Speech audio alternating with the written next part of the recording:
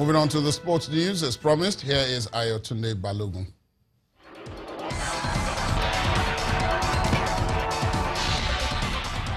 Thanks, Laddie. Well, Nigeria's women's basketball team, the D Tigers, have been drawn in Group B of the FIBA World Cup 2018.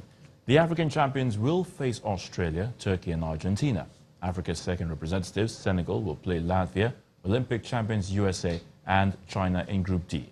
The FIBA Women's World Cup will take place in Spain from September the 22nd to the 30th. Ronald Koeman has been appointed as coach of the Netherlands national team, that's the Oranje, up to the 2022 FIFA World Cup. Koeman, who succeeds Dick Advocaat, is the seventh coach in 8 years for the Dutch team, who failed to qualify for this year's World Cup in Russia. The 54-year-old former international defender will be expected to help the Dutch qualify for the next European Championship in 2020 and the World Cup 2 years thereafter. A world and Olympic 800 meters champion Caster Semenya has ended her working relationship with coach Jean Vester.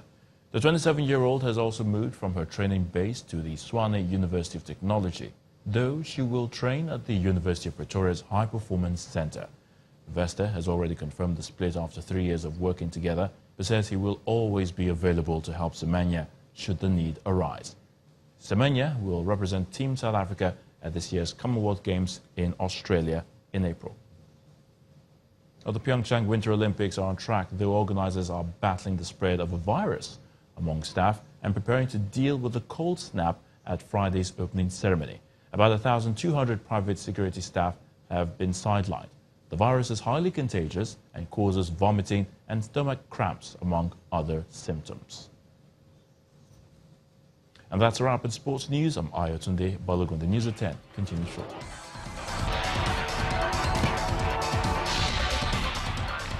Thanks, Ayo. In foreign news, Johannesburg is where President Jacob Zuma's State of the Nation speech in Parliament has been postponed as pressure grows on him to resign.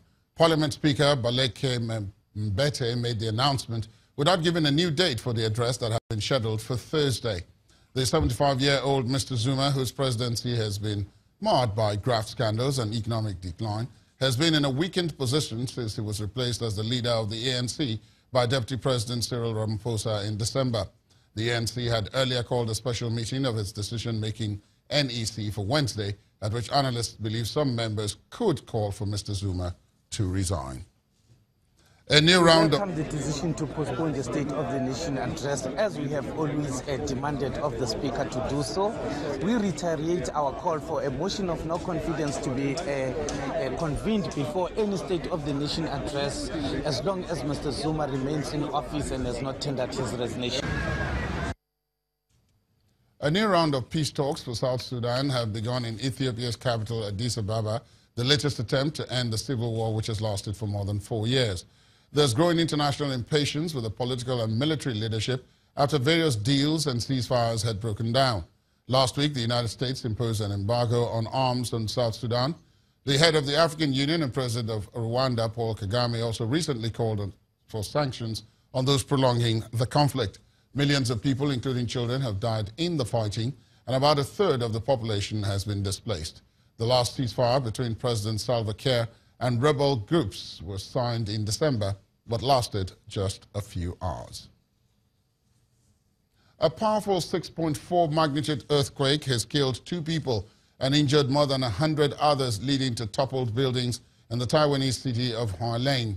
According to reports, the tremor struck at 3:50 GMT, about 20 kilometers off the island's east coast. Photographs posted on social media showed extensive damage to roads and high-rise buildings. Emergency services are working to free people who are trapped in a hotel that has partially collapsed. The island of Taiwan sits near a junction of 2 tectonic plates and is frequently hit by earthquakes.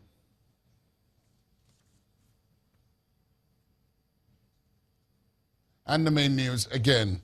The Senate President, Dr. Bukola Saraki, today returned to the Code of Conduct Tribunal to defend 3 counts of 18-count charge bordering on assets declaration brought against him by the EFCC. Also today, President Muhammadu Buhari reinstated the suspended Executive Secretary of the National Health Insurance Scheme, Usman Yusuf, after months of suspension by the Health Minister, Professor Isaac Adewale. And that's tonight's news at 10. Thanks very much for joining us. My name is Ladi Akiridulali. Good night.